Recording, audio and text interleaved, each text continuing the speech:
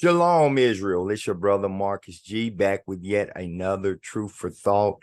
First and foremost, I must give all honor, praises, and glory to the Most High. I must give all honor, praises, and glory to the Most High. Secondly, the prayer list. Again, this week started off with King Ricky, also known as Pretty Ricky. My beloved brother, last I knew, was still incarcerated. If you would, Israel, keep our beloved brother in our prayers. Next is the Ellis family. That will be King Charles Ellis Sr., Queen Sydney Ellis, and King Charles Ellis Jr. They just had, again, as I stated in the last Truth for Thought, a second passing in their family. If you would, Israel, keep them in prayer. Next, there is King Kemar and his family. King Kemar, love you, King. Pretty much every Sabbath, I'm speaking with you, keeping you in prayer with your medical condition that you have going. Next is my beloved mothers in the truth. That's going to be Queen Valerie and Queen Paula. Queen Valerie, I spoke with you just a couple of days ago. And Mom, I want you to do exactly what the Bible says. Stay strong and of good courage. Next, there's my spiritual aunt, Queen Shay, as well as my spiritual grandmother, Queen Raya. Also, there's Queen Tawanda, as well as Queen Crystal, Queen Ashley, King Joshua, Queen Brittany. Israel, I ask that you keep them all in prayer. Next, we have Queen Cassandra and King Ben. Israel, I ask you keep them in prayer. I also ask that you keep Queen Shavonda and King Brian in prayer. Queen Kenya and King Jermaine, keep them in prayer. Queen Lashonda and King Diamond, keep them in prayer. And also Queen Sharon and King Greg. Israel, I ask that you keep all of our beloved brothers and sisters in prayer, as I do myself. And last but not least, Israel, I pray that you keep me and my queen, Queen Ashley, in prayer. Now, this Truth for Thought is actually part one of a two-part series. What we're going to do in part one is look at an account of the past. And in part two, we're going to look at prophecy that's to happen. So you'll see the same title for part one and part two, and it's Truth or Myth, the Exodus. And you'll understand in part two why I'm calling it the Exodus. So you'll understand in this one, the exit or the Exodus. In part one, it was when Israel exited a certain captivity. Part two will be, and this is a future prophecy, the exit yet again of Israel from a captivity. Now, I do have some foundation scriptures for this Truth for Thought, and they're going to be the same for next week's Truth for Thought, which will be part two to this. So let me go ahead and share my screen to the Bible.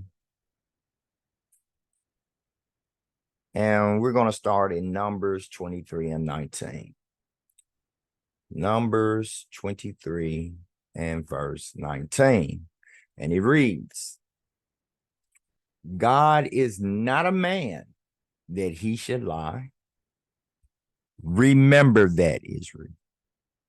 Neither the Son of Man that he should repent, hath he said, and shall he not do it? Remember that.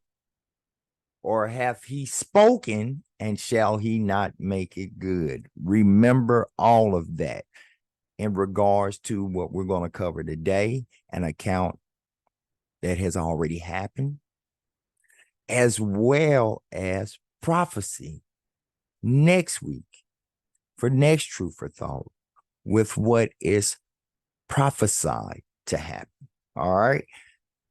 The next one we're going to go to is in Deuteronomy. They're all coming from the Torah. So all coming from the instructions. Deuteronomy chapter 4. We're going to get verses 29 through 31. And they read, but if from thence thou shalt seek the Lord thy God, thou shalt find him. If thou seek him with all thy heart and with all thy soul, I want to let you all know the heart that this is referring to is your mind. So with your mind and your spirit, seek after the Most High. When thou art in tribulation, and all these things are come upon thee, even in the latter days. Because we're going to go over an account from in the past, this Sabbath, well, this week, next Sabbath, we're going to go over some prophecy to happen in the latter days. If thou turn to the Lord thy God and shalt be obedient unto his voice, for the Lord thy God is a merciful God. He will not forsake thee, neither destroy thee, nor forget the covenant of thy fathers, which he sware unto them. This is key. This is key. All right. This is key both in the account that we're going to cover today and in the prophecy we're going to cover next Sabbath. Okay. Next, I want to go 2 chapters over to Deuteronomy 6, and we're going to get verses 4 and 5. Pay attention to this, Israel. Hear, O Israel, the Lord our God is one Lord. And thou shalt love the Lord thy God with all thine heart. Again, it's going to be with your mind. And with all thy soul, it's your spirit. And with all thy might. Remember those things. Because we're going to look at an account where Israel had to do that in the past. And we're going to look at the outcome of that account. And we're going to look at next Sabbath some future prophecy, things of the latter days. So keep these foundational scriptures highlighted, written down, however you do it. Now, we are going to look at the Exodus or the exit of back in the day. We are going to look and see if it was a true thing or if it was a myth. Now, remember, the first foundational scripture is the Most High is not a man that he should lie, right? So we're going to look at that account scripturally in 2 places.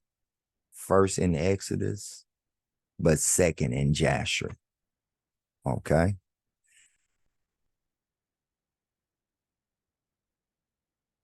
But prior to doing that, I have a video that I want you all to see. All right. And I want you to pay close attention to this video.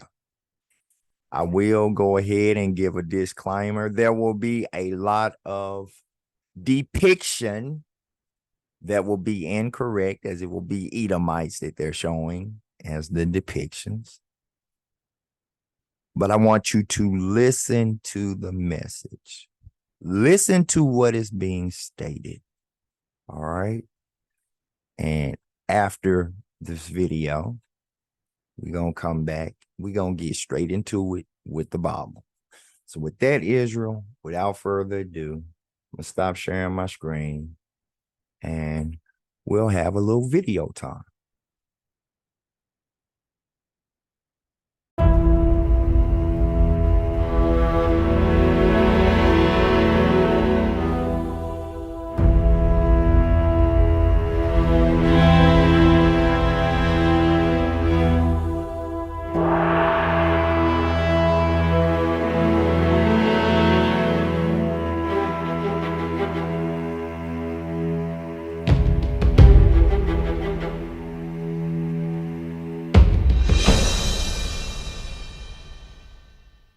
Exodus 1:8. There arose up a new king over Egypt, which knew not Joseph.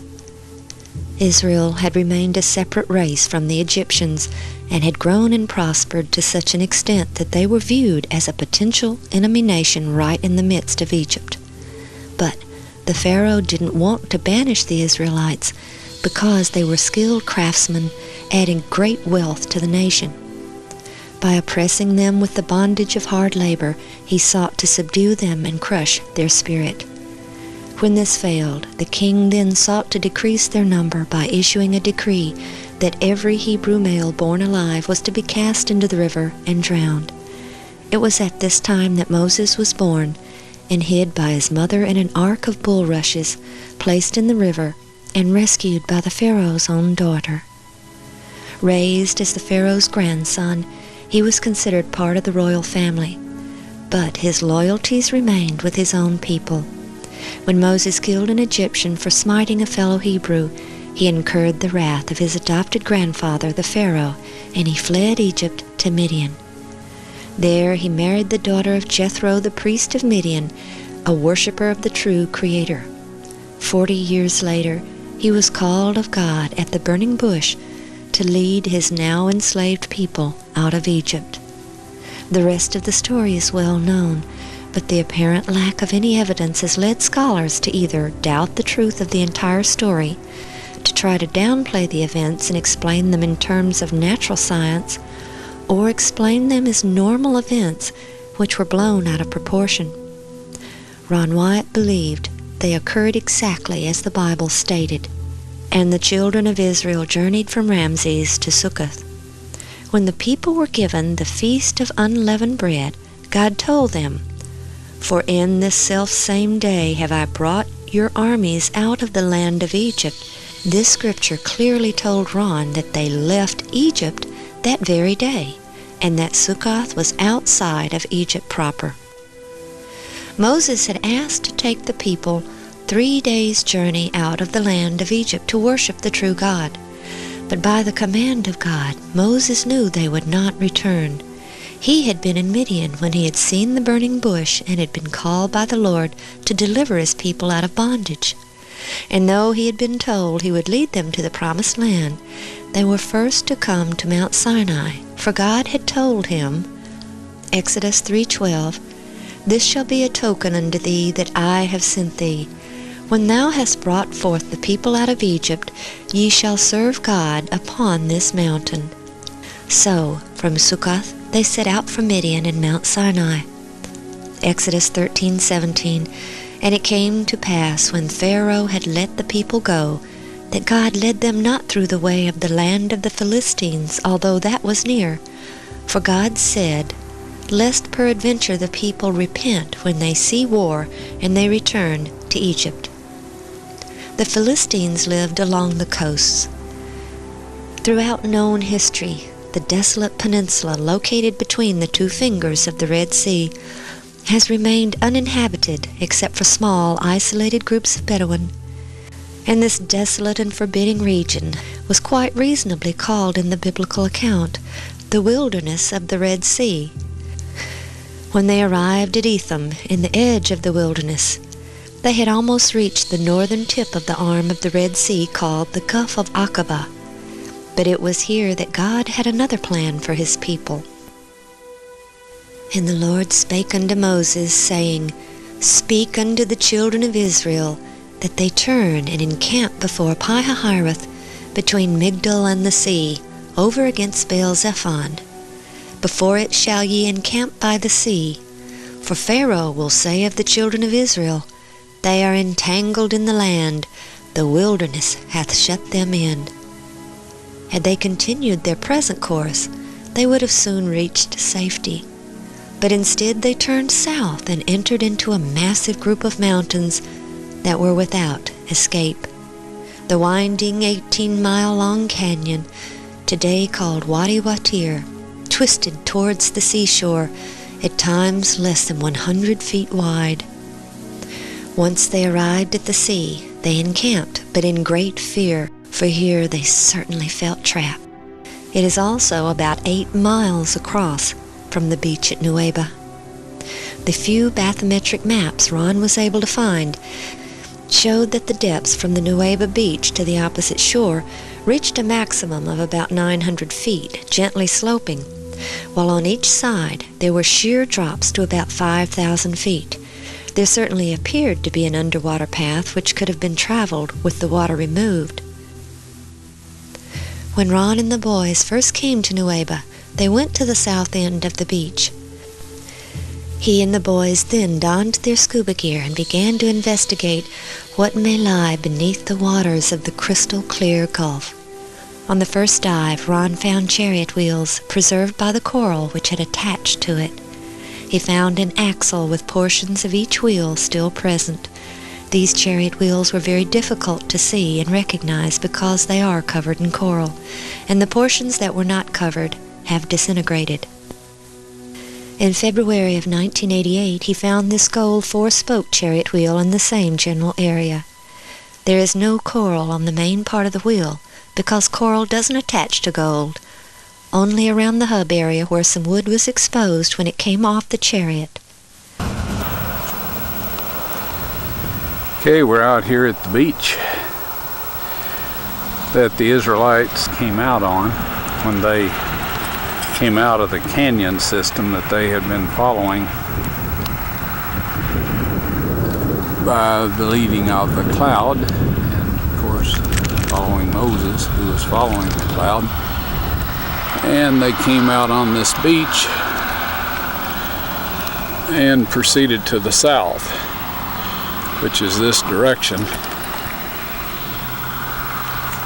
There was an old Egyptian fortress up to the left, Pi-hahiroth, and so they turned southward, and of course the cloud turned southward, and that was what they were following.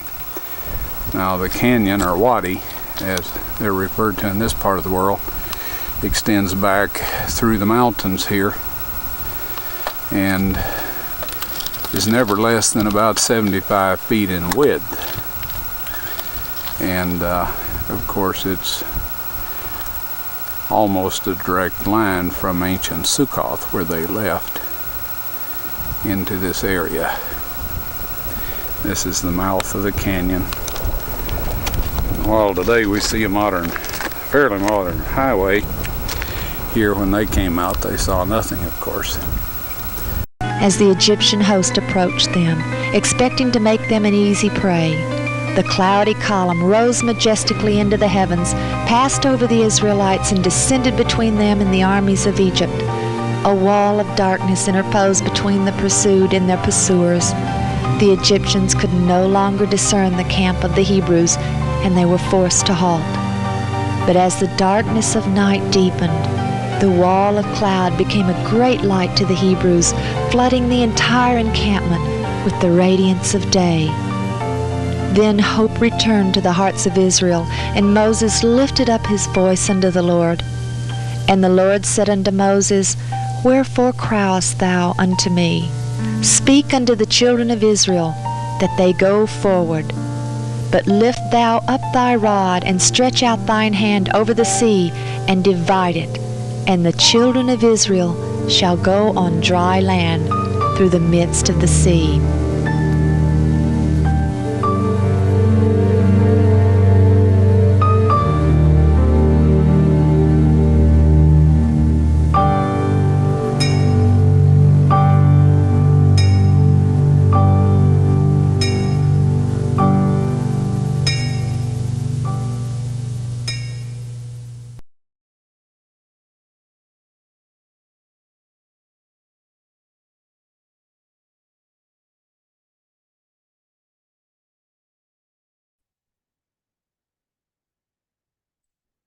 So there you saw Israel. Like I said, never mind the depictions of certain people in some of those pictures. What I wanted you to gather was the quote unquote scientific findings, verifying whether this was truth or a myth, right? Now remember, Numbers 23 and 19 starts off with, the Most High is not a man that he should lie, right? Then you saw where there were commandments given to Israel, right? To trust in the Most High with all thine heart and all thy soul and all thy might, right? So we're going to look at the first Exodus. It was a point where the Most High said he was going to do something, and he did it. It was a point when Israel had a decision to make, right? They had to trust in the Most High, but also the third fundamental scripture said to love the Most High. For those of you who do not know, those of you of Israel descent, so-called Negroes, Hispanics, and natives, who do not know what it means to love the Most High, it is quite simple. It is to do all of his commandments, right?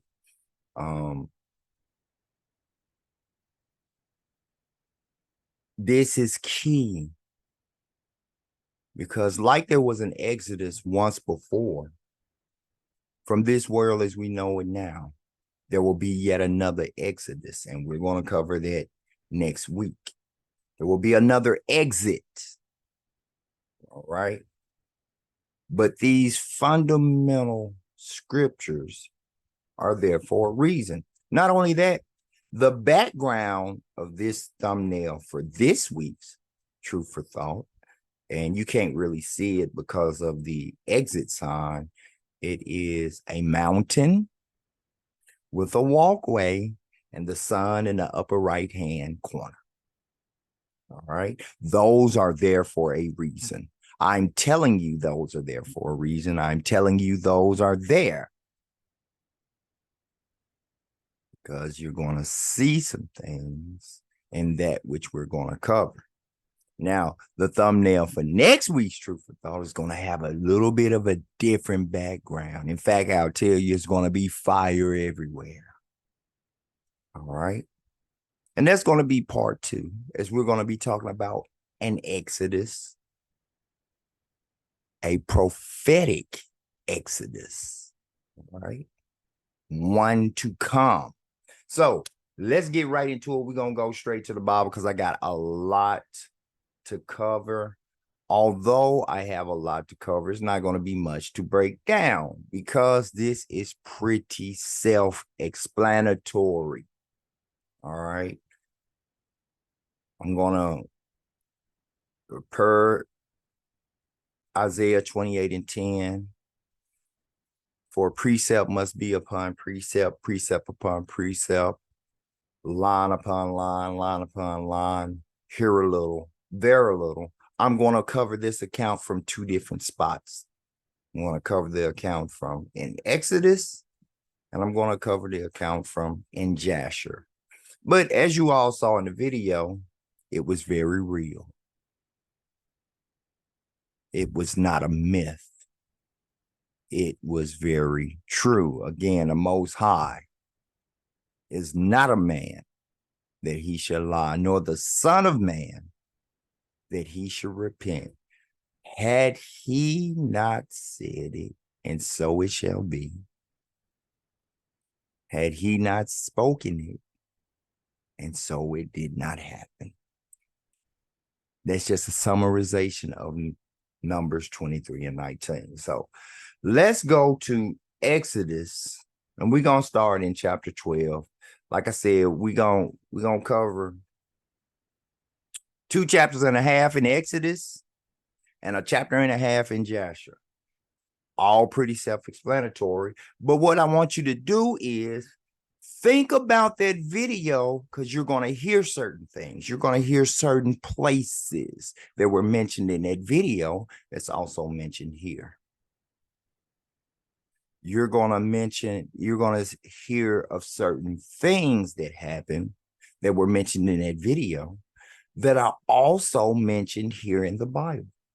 Basically, for those that are new to the truth, what you're about to see is the world prove the word to be true, not a myth.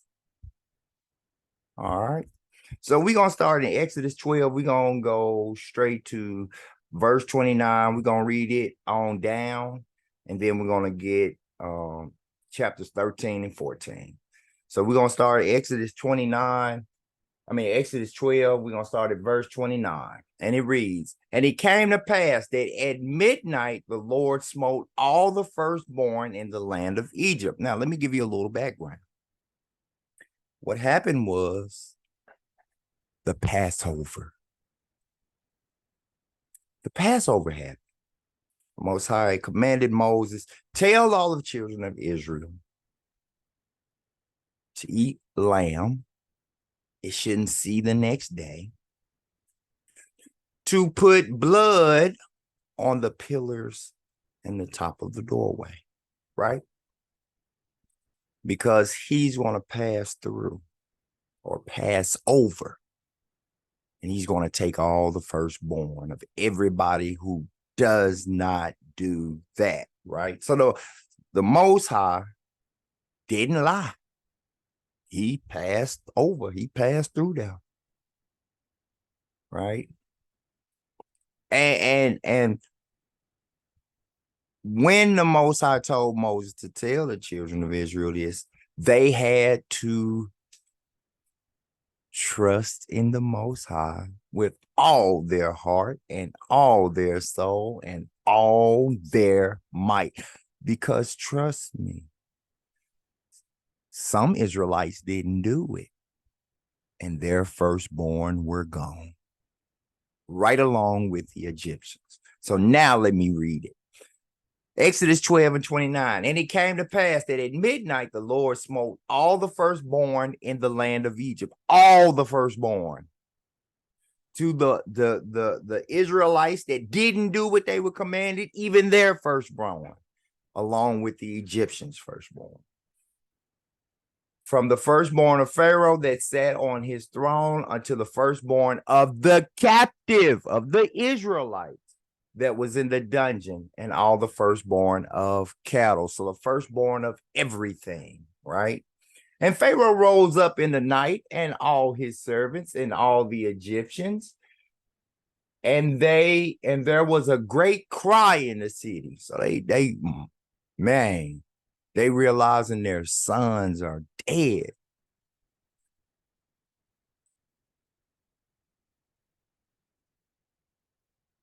"For there was not a house, not a one, where there was not one dead." So every house where there was a firstborn, and those commandments were not done, as those commandments were only given to Israel. So even in the houses of the firstborn of the Israelites that were disobedient,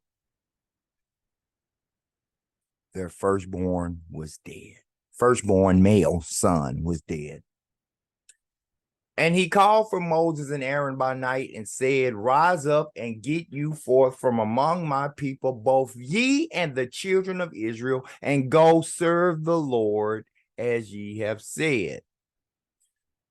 Also take your flocks and your herds as ye have said, and be gone and bless me also. So now Pharaoh is like, even pray for me. After this, even pray for me, right? So you should have heard in that video about 3 days it took for them to catch Israel, right? You're going to see that same number of days, right? In both places in the Bible, right? You should have also heard of certain landmarks. They're all going to be mentioned here, all right? And the Egyptians were urgent upon the people, upon Israel, that they might send them out of the land in haste, for they said, we be all dead men. So now, not only is the Pharaoh in fear, now all of Egypt, all the Pharaoh and all his people are in fear. And the Egyptians were urgent upon the people that they might send them out of the land in haste, for they said, we be all dead men. And the people took their dough, the Israelites, took their dough before it was leavened. Again, this was the Passover. The next 7 days would be the Feast of Unleavened Bread. So they took their dough before it was leavened. They took their unleavened bread. Their kneading troughs being bound up in their clothes upon their shoulders, because they're going to keep the Feast of Unleavened Bread. And the children of Israel did according to the word of Moses, and they borrowed of the Egyptians jewels of silver and jewels of gold and raiment. Now, this is key, because you see here in this Exodus that we're talking about, gold and jewels of kings are brought to Israel. That is a precursor to next week's Truth for Thought, right? And the Lord gave the people favor in the sight of the Egyptians, so that they lent unto them such things as they required, and they spoiled the Egyptians, meaning they took all their things of value. And the children of Israel journeyed from Ramses to Succoth. You should have heard that in that video. About 600,000 on foot that were men, beside children. And a mixed multitude went up also with them, and flocks and herds, even very much cattle. Because even the firstborn of the cattle, if you remember, even they perished. And they baked unleavened cakes of the dough which they brought forth out of Egypt, for it was not leavened, because they were thrust out of Egypt and could not tarry, neither had they prepared for themselves any victual. So this transition happened so swiftly that they didn't even get to do the Levitical or the sacrificial part of the law, which was back then was a thing, right? Because now they up and moving, right? Now the sojourning of the children of Israel who dwelt in Egypt was 430 years. And it came, that's how long they had been in Egypt. That's all it's saying. And it came to pass at the end of the 430 years, even the selfsame day, which was the Passover, it came to pass that all the hosts of the Lord went out from the land of Egypt. It is a night to be much observed unto the Lord for bringing them out from the land of Egypt. This is that night of the Lord to be observed above all, of all the children of Israel in their generations. This is saying to you, Israel, why you should keep the following high holy day and feast day and feast days. the Passover, and the feast of unleavened bread. And the Lord said unto Moses and Aaron, this is the ordinance of the Passover. There shall no stranger eat thereof, but every man's servant that is bought for money, when thou hast circumcised him, then shall he eat thereof. Remember their circumcision. It's gonna get a little more detail when we get to Jasher about that circumcision. A foreigner and a hired servant shall not eat thereof. In one house shall it be eaten. Thou shalt not carry forth out of the flesh abroad out of the house, neither shall ye break a bone thereof. This is talking about the lamb, which signifies the sacrificial lamb that you're to eat on the Passover. All the congregation of Israel shall keep it, in doing so. This is a commandment. In doing so, you are loving the Most High with all your heart and all your soul and all your might. And when a stranger shall sojourn with thee and will keep the Passover to the Lord, let all his males be circumcised. I'm going to tell you again, remember that circumcision. And then let him come near and keep it, and he shall be as one that is born in the land, for no uncircumcised person shall eat thereof. One law shall be to him that is homeborn, and unto the stranger that sojourneth among you. Thus did all the children of Israel, as the Lord commanded Moses and Aaron, so did they. Now, I want to kind of hash out something, right? Where it says about the stranger and the circumcision, right? This is not the physical circumcision. This is the circumcision of the heart. This means that those two are following the law, statutes, and commandments. I'm saying that now because next Sabbath, you're going to see about some servants who will be serving Israel, and they will be circumcised. They will be keeping the Sabbath. They will not be serving Israel on the Sabbath. They will have to keep this. They would have to observe the Sabbath just like Israel. So understand what that circumcision is. Although there is a physical circumcision, which is a sign of the covenant with the males of Israel, that is only to Israel. The circumcision of heathen will not be the physical one. They can't show that sign, or they can show it. It won't be recognized. They aren't who the covenant was made with. Okay. And I kind of touched on that in a Truth for Thought once before, but in fact, yeah, I know I did. I just want you to understand what that circumcision is. It's the circumcision of the heart to observe the Most High, fear the Most High, and keep his commandments. The circumcision of the heart. Circumcision of the mind.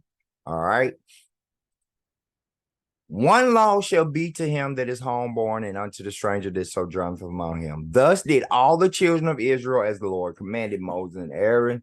So they did, and it came to pass the self same day, on the day of the Passover, that the Lord did bring the children of Israel out of the land of Egypt by their armies. Now, a lot of people going to say, well, it said that Pharaoh rose up in the night, right? If you go to Leviticus 23 and you read about the Passover, you see that it starts at the eve. So yes, that's during when Pharaoh raised up that night and came to Israel. It was during the day of the Passover, the high holy day of the Passover that started that evening, right?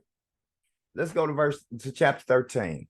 And the Lord spake unto Moses, saying, sanctify unto me all the firstborn, whatsoever openeth the womb among the children of Israel, both of man and of beast, meaning even the cattle, because you got to remember, when he passed over, he took the firstborn of all the man and children of Israel, man and women of Israel, and the cattle and the beast. It is mine. And Moses said unto the people, remember this day in which ye came out from Egypt, out from the house of bondage, from the strength of hand, the Lord brought you out from this place. There shall no leavened bread be eaten. Now, I talked about the Feast of Unleavened Bread and the why for the Feast of Unleavened Bread. I've covered that before. I'm not going to cover it right now. Maybe I'll do another truth or thought about the reason for the unleavened, that portion in regards to the Feast of Unleavened Bread, right? Verse 4, this day came ye out in the month of Abib. Again, to verify all of this, you can simply go to Leviticus 23. You'll see that during the first month, on the 15th day, first month is Abib or Nisan, right? This is when this took place. This really, truly happened. And it shall be when the Lord shall bring thee into the land of the Canaanites and the Hittites and the Amorites and the Hivites and the Jebusites, which he sware unto thy fathers, who he made the covenant with. We're talking about the Israelites, to give thee a land flowing with milk and honey, that thou shalt keep this service in the month, further verifying the keeping of the Passover and the Feast of Unleavened Bread. Let's keep reading. 7 days shall you eat unleavened bread, and in the 7th day shall be a feast to the Lord. Unleavened bread shall be eaten 7 days, and there shall no leavened bread be seen with thee, neither shall there be leaven seen with thee in all thy quarters. If you remember back when Israel was packing up to leave Egypt, they brought their dough, which was not leavened.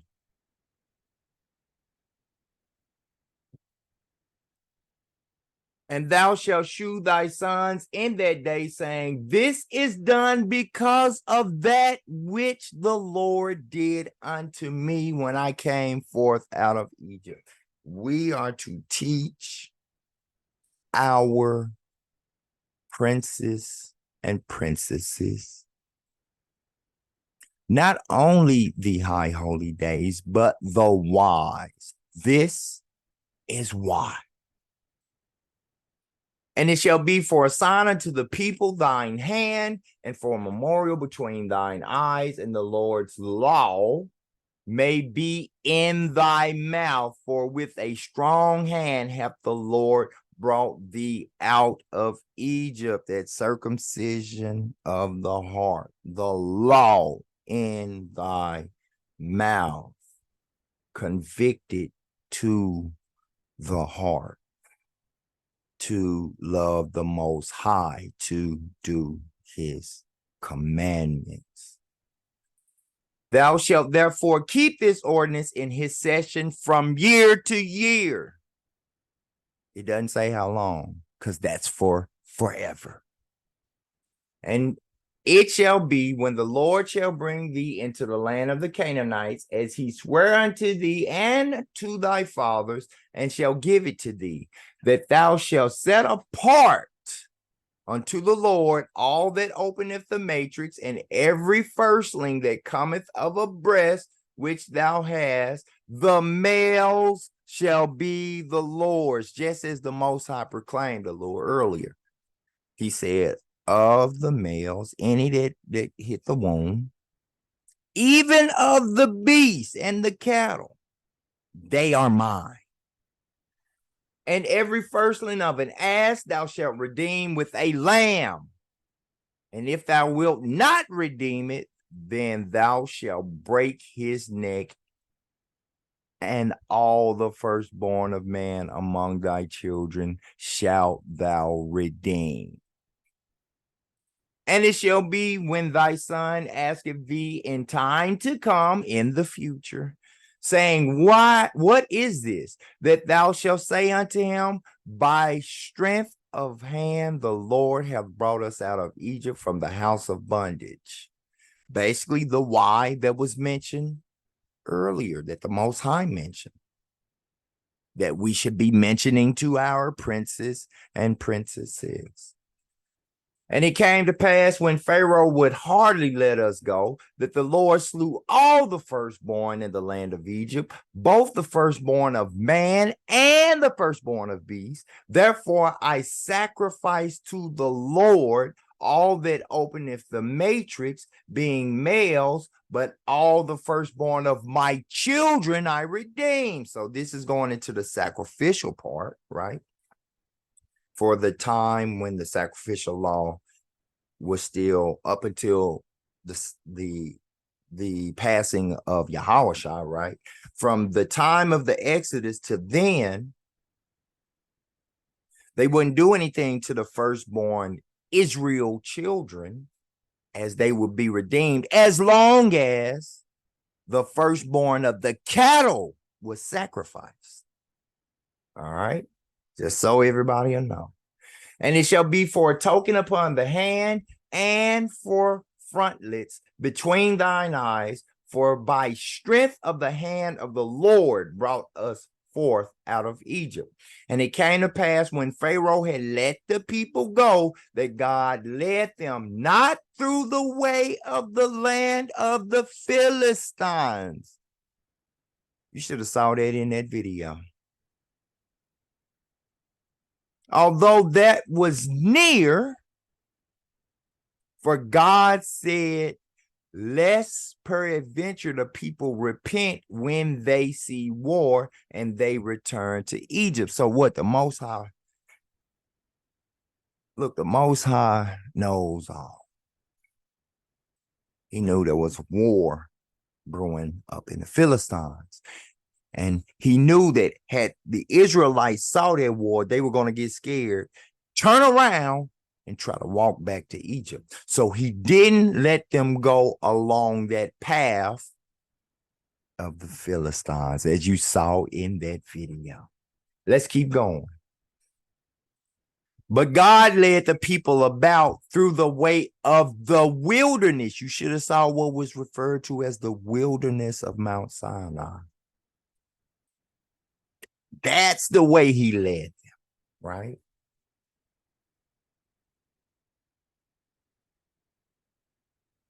Let me get back to where I was. Through the wilderness of the Red Sea, and the children of Israel went up harnessed out of the land of Egypt. Verse 19, and Moses took the bones of Joseph with him, for he had straitly sworn the children of Israel, saying, God will surely visit you, and ye shall carry up my bones away hence with you. That was from earlier in the Bible. And they took their journey from Succoth. You should have saw that in the video. You should have saw the distance, the relevant distance between the way of the Philistines and Succoth, right? And encamped in Etham in the edge of the wilderness. That's that beach. That beach that you saw, the guys putting on the scuba gear and all that, that is that beach. That is where Israel was. That is where they made camp, right?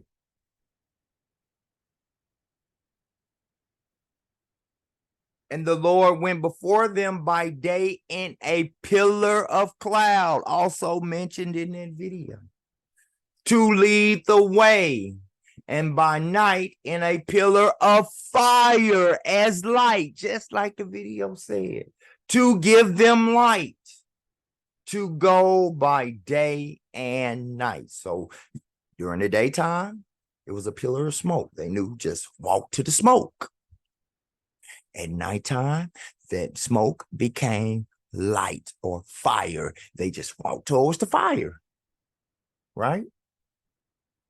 He took not away the pillar of the cloud by day, nor the pillar of fire by night from before the people the whole time they traveled. Those 3 days,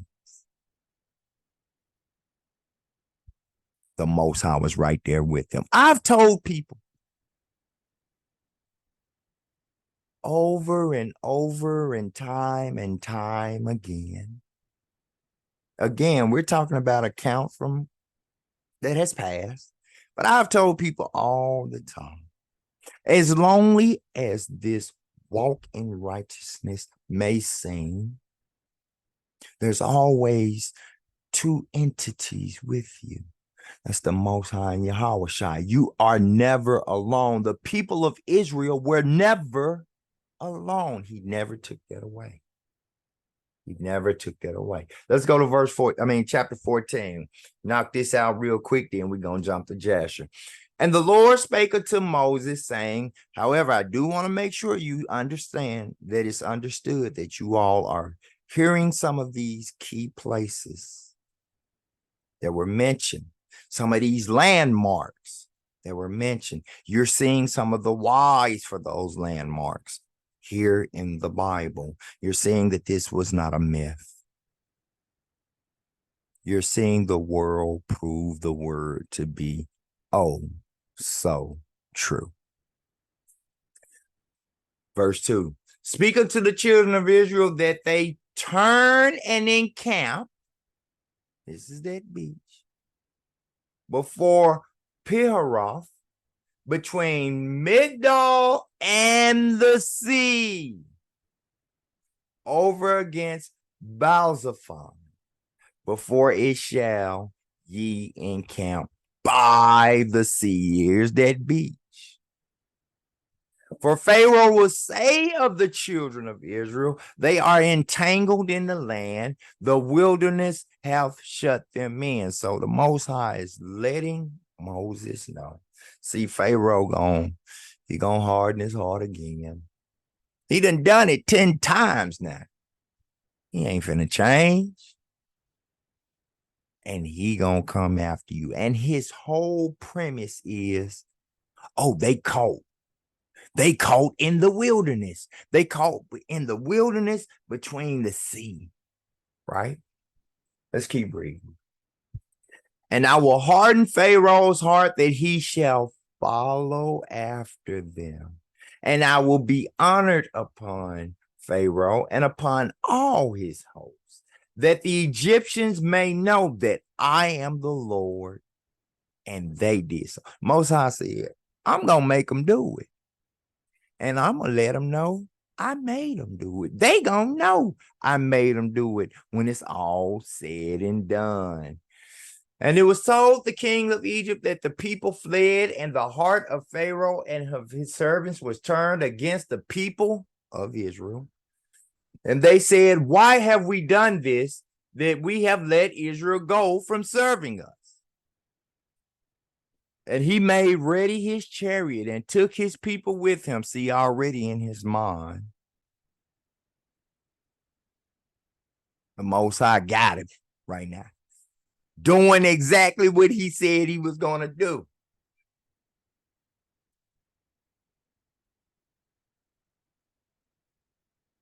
And captains over every one of them. And the Lord hardened the heart of Pharaoh, king of Egypt, and he pursued after the children of Israel, and the children of Israel went out with an high hand.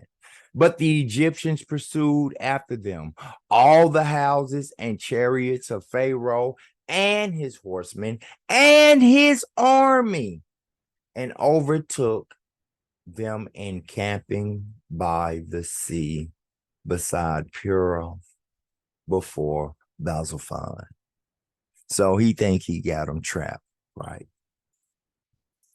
Between a rock and a hard place. The rock being the sea, the hard place being them on the other side, right? This is what Pharaoh just like the Most High said he was going to feel, because he was going to make him feel that way. They trapped. They trapped in the wilderness and the sea, right? Let's keep reading. And when Pharaoh drew nigh, the children of Israel lifted up their eyes, and behold, the Egyptians marched after them. And they were sore afraid, and the children of Israel cried out unto the Lord. Whoa. Remember that. They cried out unto the Lord, because it's going to be a little more detail when we get to Jasher. It wasn't initially like that. You're going to see it was 4 divisions amongst Israel. We're going to get to that. But eventually, even amongst those divisions, they cried unto the Lord. They sought the Lord with all their heart, all their soul, and all their might. Because like Pharaoh figured, because the Most High made him figure that, they trapped between a rock and a hard spot. So the Israelites were looking like, yo, we trapped between a rock and a hard spot. Right?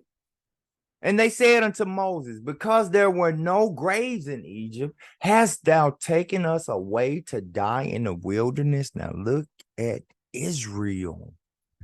These are the same people. They are questioning the commandments of the Most High God. Because when you read back, Moses was commanded to take them this way, not through the way of the Philistines. He was commanded to do so. This also proves something that I said just last Sabbath. The Most High's ways is not the ways of man, even Israelite men and women. His thoughts are not the same as our thoughts, right? So the most they can fathom is, okay, is it because they don't have graves in Egypt? Because they always buried theirs in coffins and mummified them, and basically there was no grave. So did you bring us here for this to be our grave? That's what was asked. Wherefore hast thou dealt thus with us to carry us forth out of Egypt?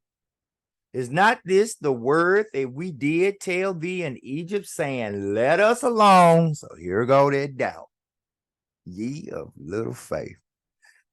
Now, what you're reading now is that division within Israel that we're going to read about in Jasher. Is not this the word that we did tell thee in Egypt, saying, let us alone that we may serve the Egyptians? That's what one of the divisions of the 4 divisions said. For it had been better for us to serve the Egyptians than that we should die in the wilderness. And Moses said unto the people, fear ye not. It's 2 things that people of Israelite descent, so-called natives, Hispanics,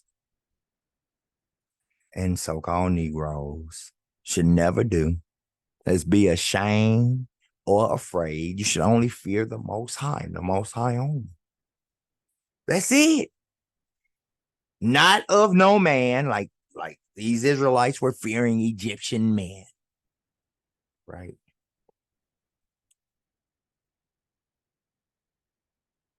And Moses said unto the people, fear ye not, stand still and see the salvation of the Lord. See the salvation of the Lord.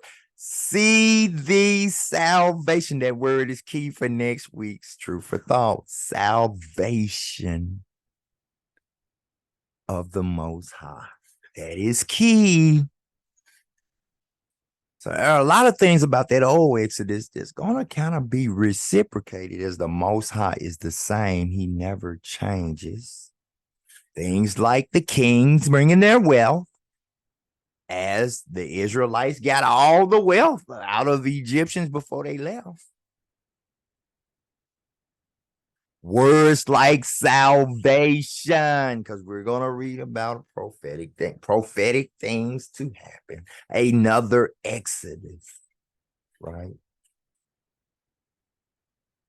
And Moses said unto the people, fear ye not, stand still and see the salvation of the Lord, which he will shew you today. For the Egyptians whom ye have seen today, ye shall see them again no more forever. But with that, I want to look at a specific curse, Deuteronomy 28 and 60. The very last one, where it says you will be brought back to Egypt in ships, right? I want you to know that next Sabbath, we're going to be looking at a prophecy, and trust me, that bondage in Egypt that your forefathers were sold as bondman and bondwoman, slave man and slave woman, right? You won't see that place ever again. But we're going to cover that in next week's Truth for Thought. Let's keep going. The Lord shall fight for you, and ye shall hold your peace. And the Lord said unto Moses, wherefore criest thou unto me? Speak unto the children of Israel that they go forward. But lift thou up thy rod, stretch out thine hand over the sea, and divide it, and the children of Israel shall go on dry ground through the midst of the sea. Now, a lot of people still would say this was a myth. This didn't happen. Thus, the video that I played before this. And I behold, I will harden the hearts of the Egyptians, and they shall follow them, and I will get me honor upon Pharaoh and upon all his hosts, upon his chariots and upon his horsemen. And the Egyptians shall know that I am the Lord when I have gotten me honor upon Pharaoh, upon his chariots, and upon his horsemen.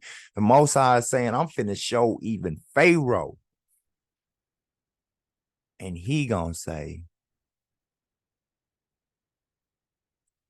that has to be him. That has to be the Most High God of Israel that made that happen, right? And the Egyptians shall know that I am the Lord when I have gotten me honor upon Pharaoh, upon his chariots, and upon his horsemen, and the angel of God, which went before the camp of Israel, removed and went behind them, and the pillar of the cloud went from before their face and stood behind them. And it came between the camp of the Egyptians and the camp of Israel. So the smoke was on the right side. It now shifts to the left side, because on the right, what you have in order of accession, right? In order of succession is the Egyptians, the Israelites, the pillar of smoke, and the sea. The pillar of smoke goes from behind Israel to between the Egyptians and Israel. Okay, so that's what happens. And it came between the camp of the Egyptians and the camp of Israel, and it was a cloud and darkness to them. But it gave light by night to these, so that the one came not near the other all the night. So this fire burned in between. Remember that fire? That's going to be in next week. Another word that will be in next week's Truth for Thought, a prophetic. Talking about prophecy. But the fire burned between the Egyptians and the Israelites. Remember, the Israelites have the fire on the left side of them, and the sea on the right. Right? Let's keep going. And Moses stretched out his hand over the sea, and the Lord caused the sea to go back by a strong east wind all that night, and made the sea dry land, and the waters were divided. And the children of Israel went into the midst of the sea upon the dry ground, and the waters were a wall unto them on their right hand and on their left. And I don't care how deep, Esau wanted to talk about the depth of the sea at that. It don't matter what the depth was. It don't matter about the slopes and all that. What matters is the Most High said that it would happen, and it did. Right? And the Egyptians pursued and went in after them into the midst of the sea, even all Pharaoh's horses, his chariots, and his horsemen. And it came to pass that in the morning watch the Lord looked unto the host of the Egyptians through the pillar of fire and of the cloud, and troubled the host of the Egyptians, and took off their chariot wheels, that they drave them heavily, so that the Egyptians said, let us flee from the face of Israel, for the Lord fighteth for them against the Egyptians. He's found honor.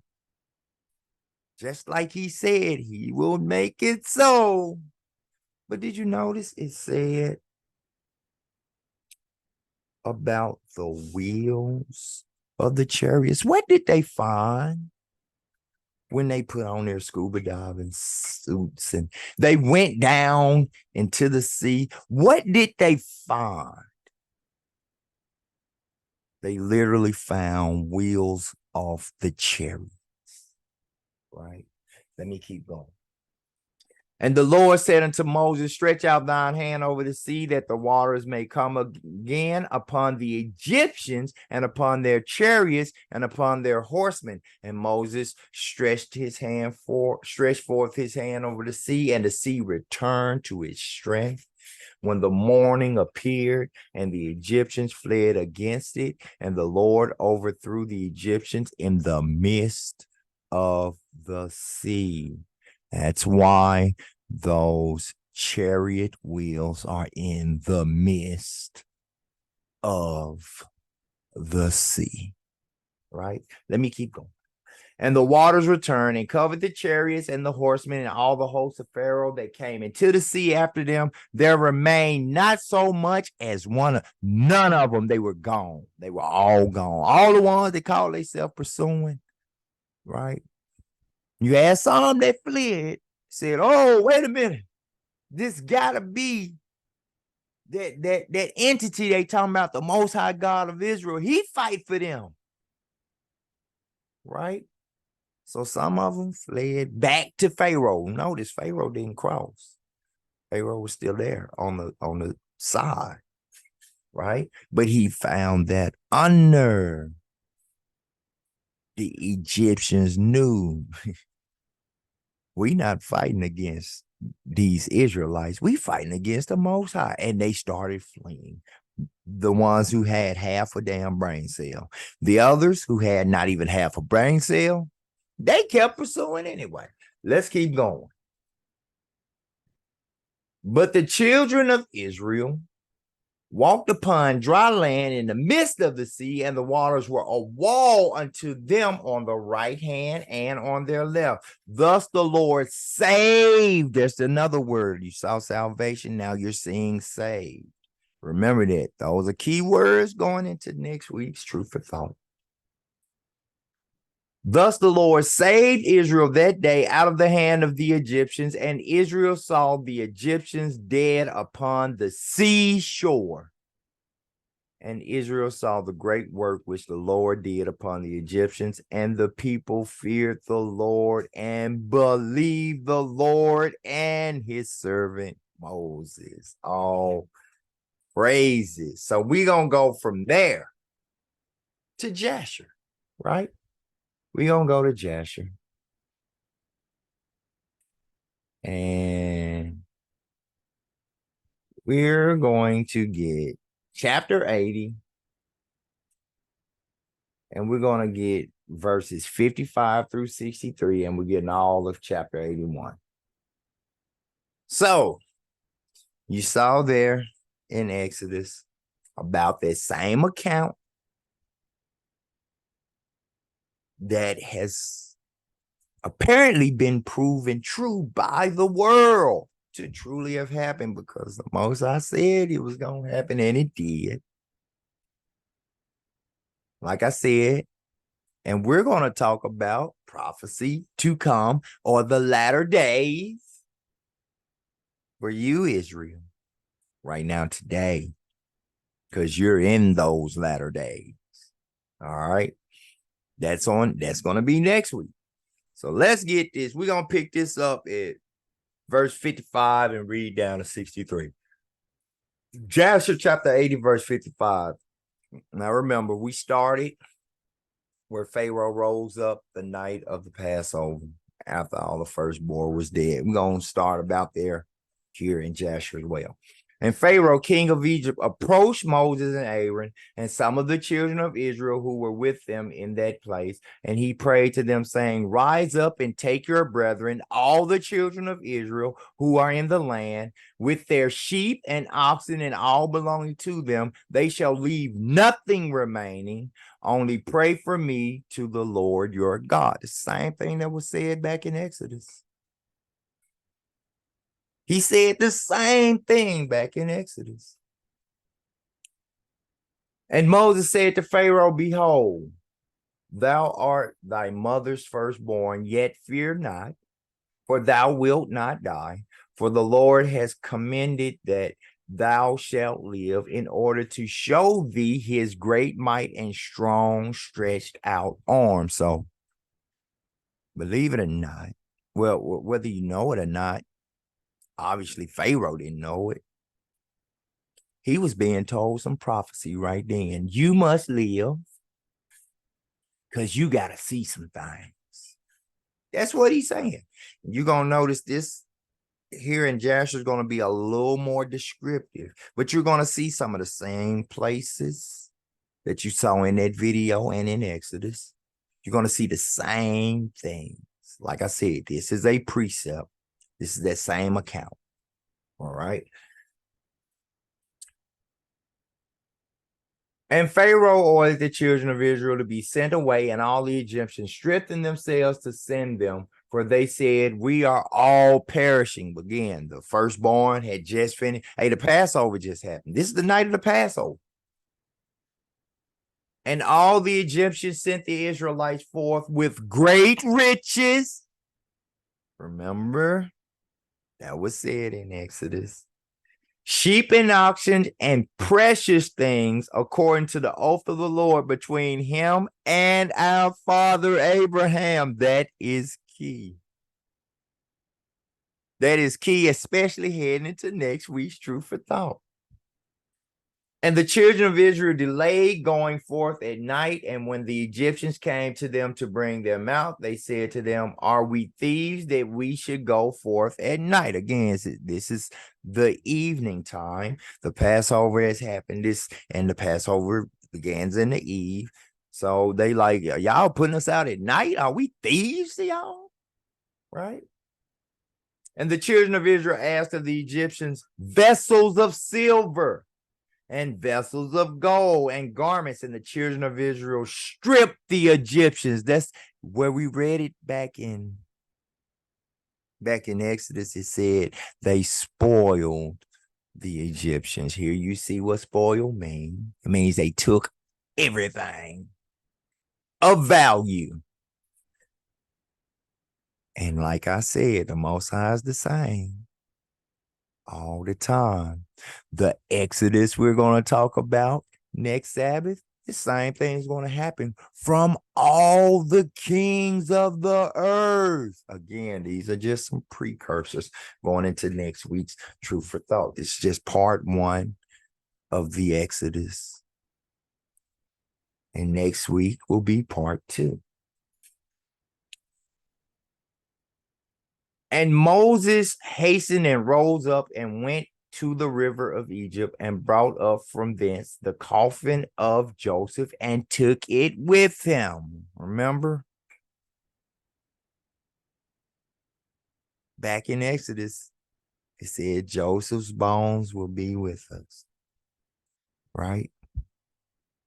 Because they didn't have graves in Egypt. They put you in a coffin and mummify your bones and shit. That was not a custom that Israel was into. That was some heathen nation shit.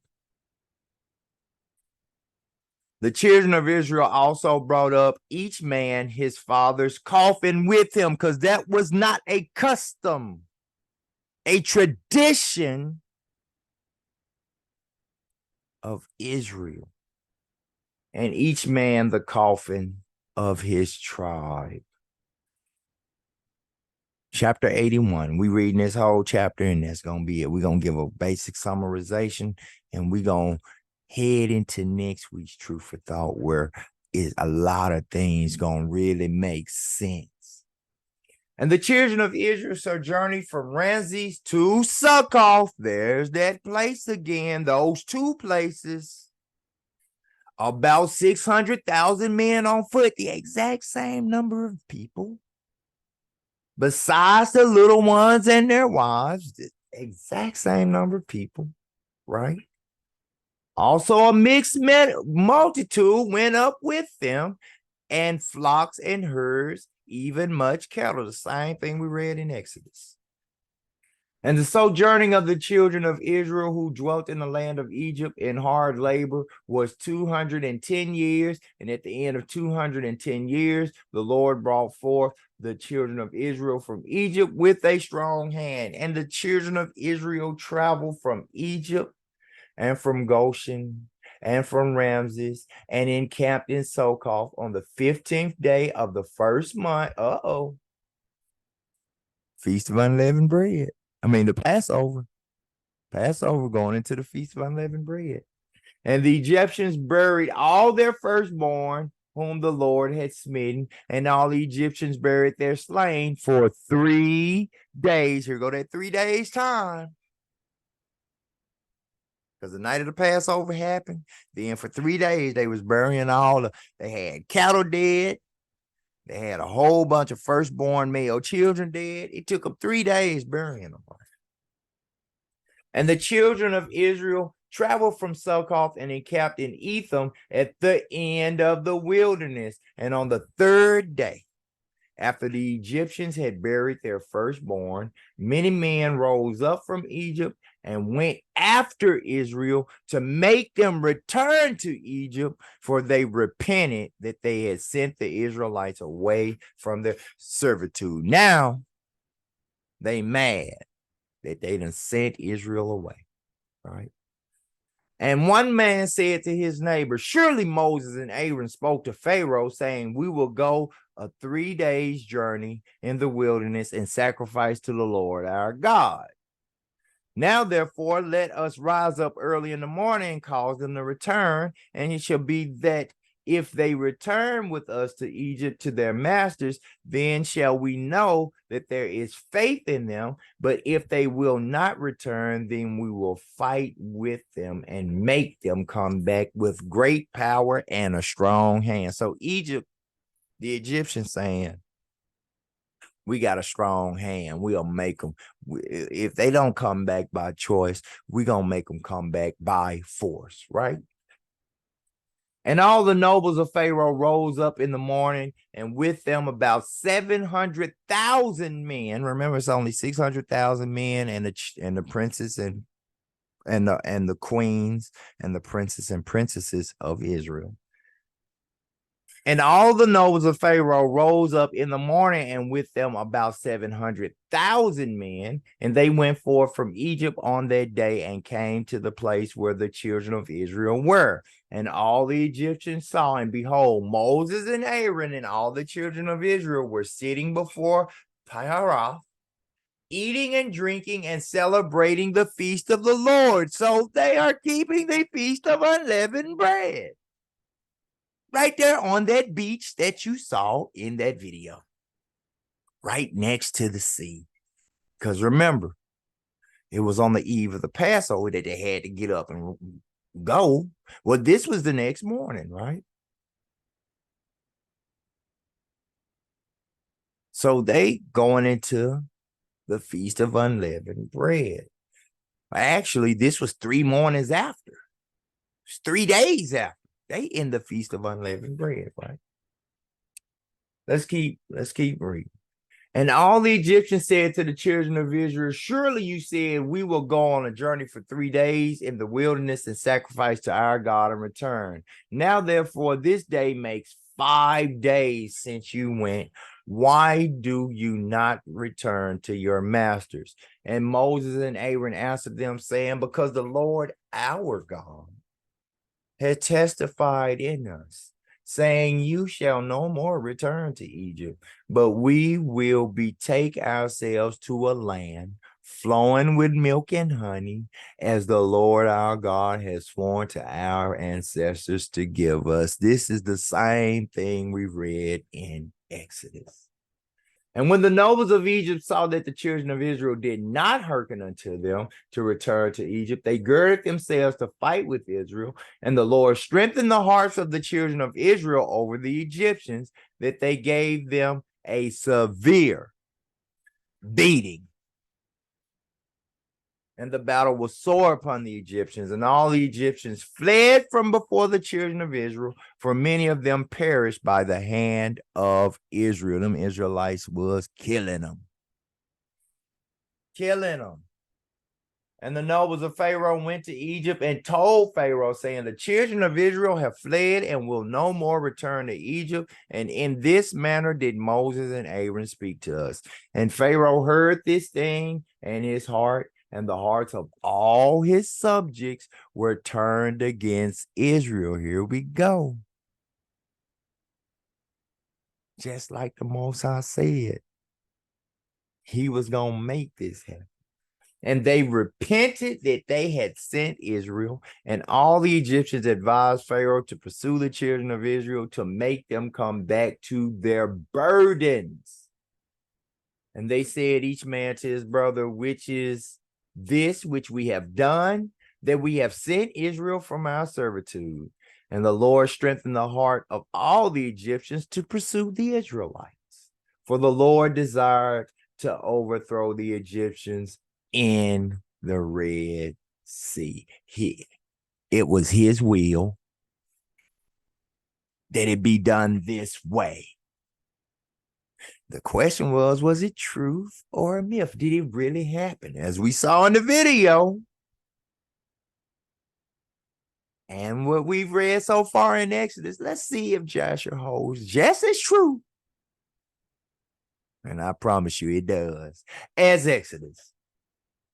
And Pharaoh rose up and harnessed his chariot, and he ordered all the Egyptians to assemble. Not one man was left except the little ones and the women. And all the Egyptians went forth with Pharaoh to pursue the children of Israel. And the camp of Egypt was an exceeding large and heavy camp, about 100,000 men. And the whole of this camp went and pursued the children of Israel to bring them back to Egypt. And they reached them encamping by the Red Sea on that beach. Now, believe it or not, that beach is really big. On that beach today, you'll see some factory, though it's like some factory warehouses. So that beach, as little as it may look, because it's from up high, that's a big ass beach. All right. And the children of Israel lifted up their eyes and beheld all the Egyptians pursuing them. And the children of Israel were greatly terrified at them. And the children of Israel cried to the Lord. Same thing we read in Exodus. And on account of the Egyptians, the children of Israel divided themselves into 4 divisions. Remember them questions that was asked of Moses back in Exodus? Watch these. And they were divided in their opinions, in their funky ass, subjective ass opinions. I'm saying it right now. For they were afraid of the Egyptians, and Moses spoke to each of them. Let's see what the first division was. The first division was of the children of Reuben, Simeon, and Issachar, right? And they resolved to cast themselves into sea, for they were exceedingly afraid of the Egyptians.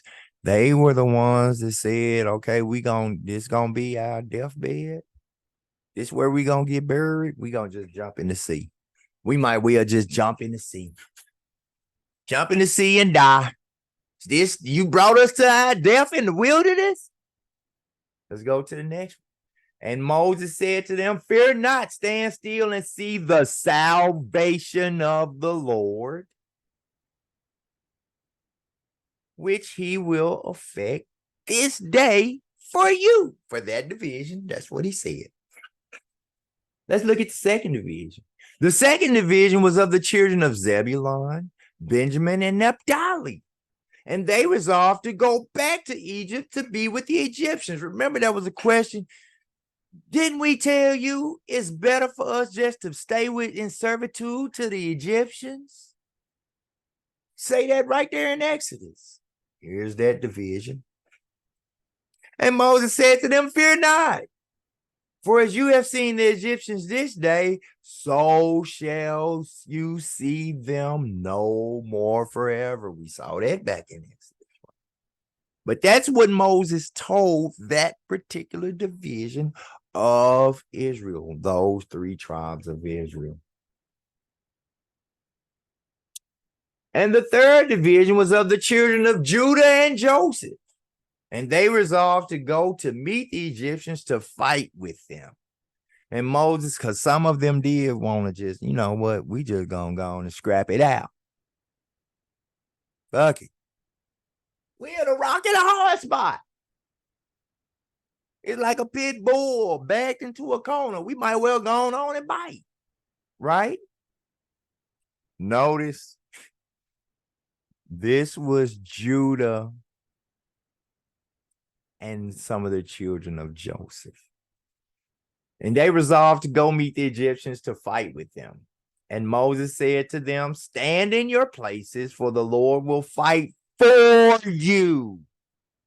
We read back in Exodus where some of the Egyptians fled and said, hey, we ain't fighting against these people. We fighting against the Most High God of Israel. But here you see Moses actually says this to that division of Israel.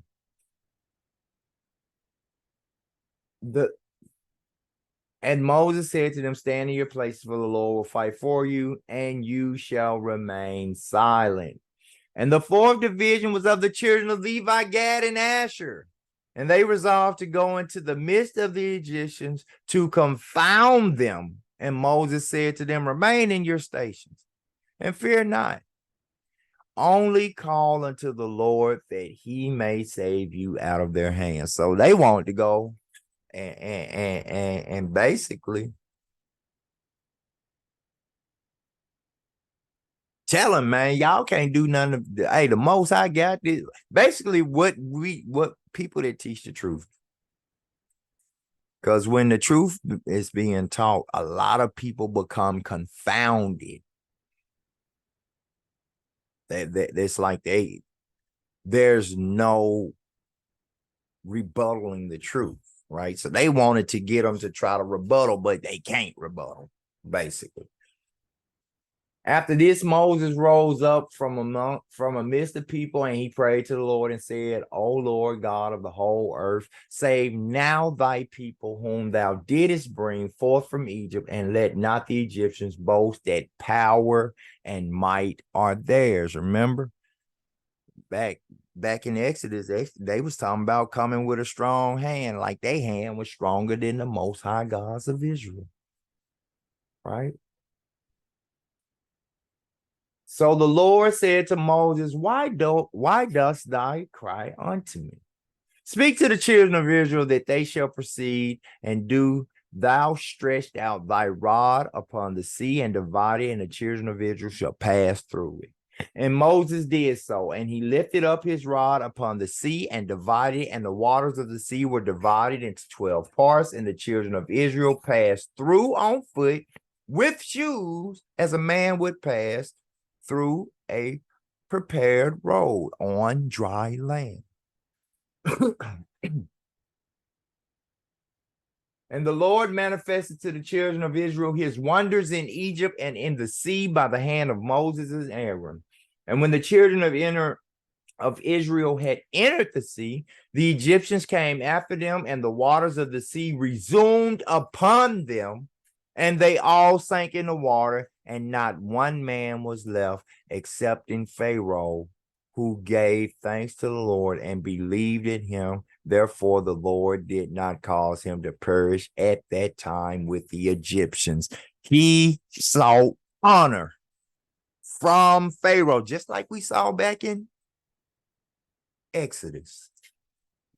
And the Lord ordered an angel to take him from amongst the Egyptians, who cast him upon the land of Nineveh, and he reigned over it for a long time. I did a truth for thought about Nineveh. If you've not seen it, it's in the library. And on that day, the Lord saved Israel from the hand of Egypt, and all the children of Israel saw that the Egyptians had perished, and they beheld the great hand of the Lord in what he had performed in Egypt and in the sea. Then sang Moses and the children of Israel this song unto the Lord on the day when the Lord causes the Egyptians to fall before them. And all Israel sang in concert, saying, I will sing to the Lord. He is greatly exalted. The horse and his rider has he cast into the sea. Behold, it is written in the book of the law of God. It is written in Exodus. Now, what's crazy about Jasher is referred to twice in the Old Testament, and here Jasher is referring to the Old Testament. Further proof that Jasher is canonical. After this, the children of Israel proceeded on their journey and encamped in Marah. And the Lord gave to the children of Israel statutes and judgments in that place in Marah. And the Lord commanded the children of Israel to walk in all his ways and serve him. And they journeyed from Marah and came to Elam. And in Elam were 12 springs of water and 70 date trees. And the children encamped there by the waters. And they journeyed from Elam and came to the wilderness of Sin. Y'all remember that? From that video, on the 15th day of the second month after their departure from Egypt. And at that time, the Lord gave the manna to the children of Israel to eat, and the Lord caused food to rain from heaven for the children of Israel day by day. You can read this in Exodus chapter 16. I know because it was at this time that the Most High starts to prove Israel, and if they'll keep the Sabbath. I did this in a lesson that's simply titled The Sabbath. I did it straight from Exodus chapter 16. And the children of Israel ate the manna for 40 years, all the days that were in the wilderness, until they came to the land of Canaan to possess it. And they proceeded from the wilderness of Sin and encamped in Alush. And they proceeded from Alush and encamped in Rephidim. And when the children of Israel were in Rephidim, Amalek, the son of Eliphaz, the son of Esau, for all of y'all that think these Jewish people ain't Edomites, I'm going to read this again. And when the children of Israel were in Rephidim, Amalek, that's the Jewish people, the son of Eliphaz, the son of Esau, the brother of Zepho, came to fight with Israel. And he brought with him 801,000 men, magicians and conjurers, and he prepared for battle with Israel in Rephidim. So let's think about this. Amalek is who Revelations 2:9 and Revelations 3:9 refers to.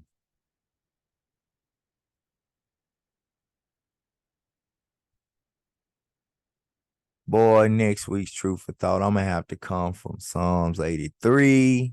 I'm going to have to come from a whole bunch of places to build up and let my people know. Especially with this coming up with Amalek. Because this ain't, look, the Jewish people, this ain't the first time they done had run-ins with Israelites. Here we're seeing way back then that was the case. But let's see what happened to Amalek even then. Let's just see.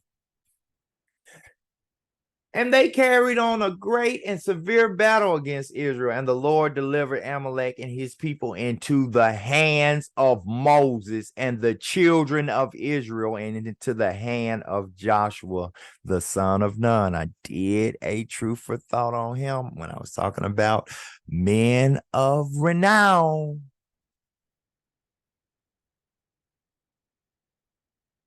The Euphratite, the servant of Moses, as the baton was passed from Moses to Joshua to cross the Jordan.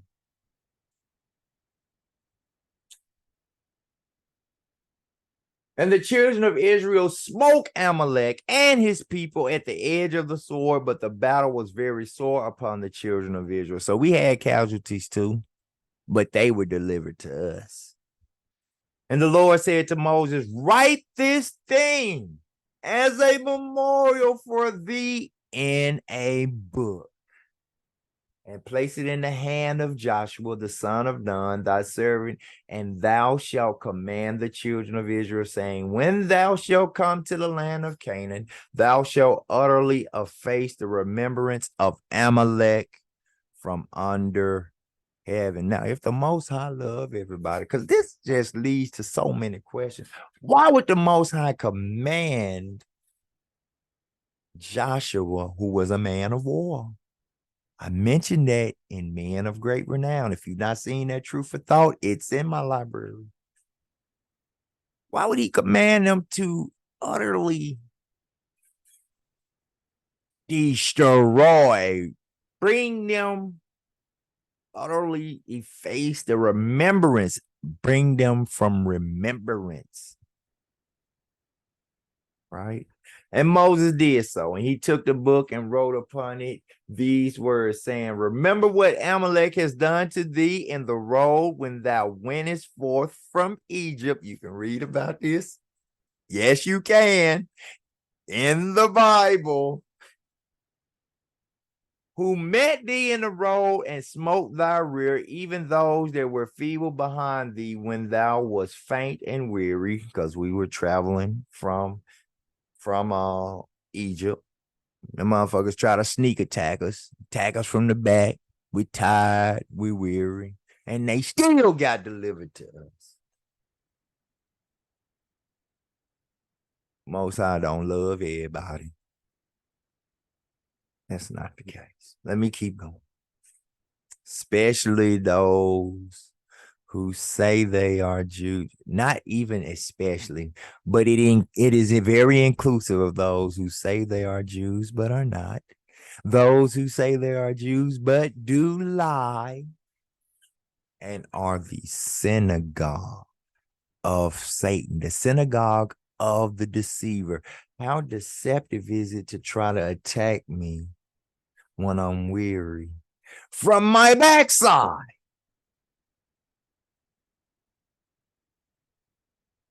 Man, you cannot get around this Bible.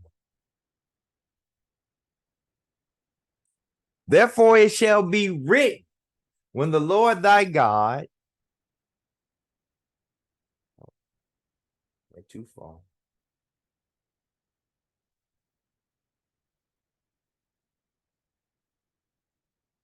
Therefore it shall be written when the Lord thy God shall have given thee rest from all thine enemies, round about in the land which the Lord thy God giveth thee for an inheritance to possess it, that thou shalt blot out the remembrance of Amalek from under heaven. Thou shalt not forget it. This is not a request.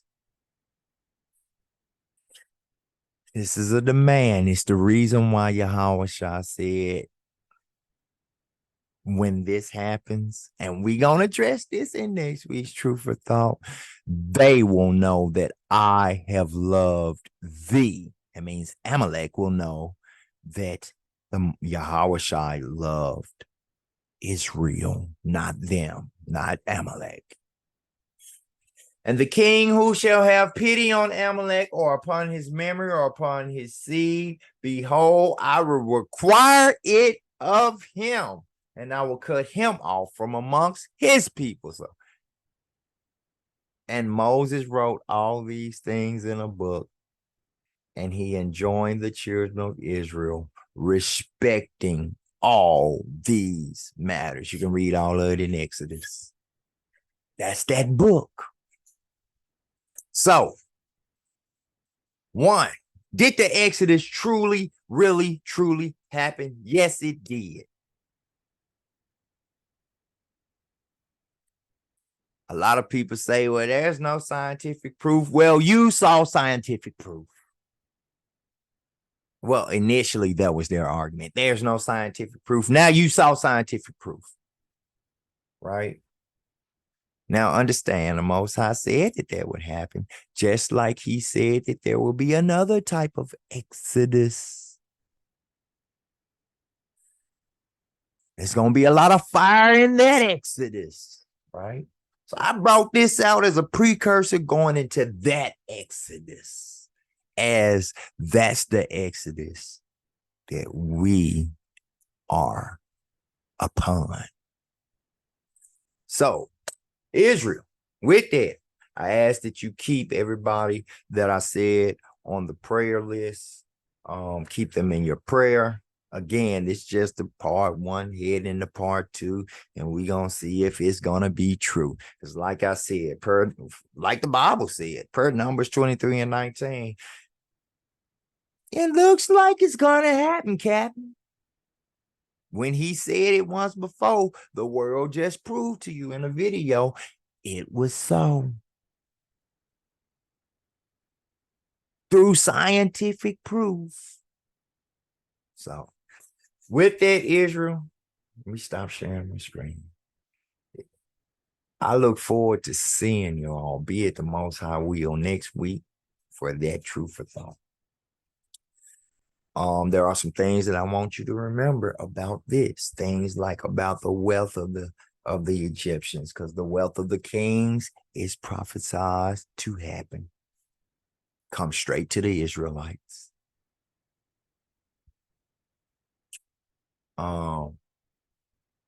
The ones who will make, the ones who will serve in the kingdom, right?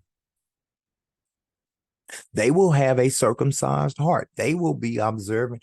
You'll see that next week. We're going to get it straight out the Bible. You're going to see about this circumcision, right? Because they too have to keep the Passover. So they have to have that circumcision, as you saw back in Exodus, right? They have to have that circumcision of the heart, right? We're going to get into some prophecy. The reason we're getting into this prophecy is because we are so time is at hand. I've done several Truth for Thoughts. So I'm like, time is drawing nigh. The kingdom is at hand, as is written in many places in the text. So we're going to get into that next week. Till then, be it the Most High will. It's your brother Marcus G. Saying that I love you, Israel. Till next time, be it the Most High will. Shalom.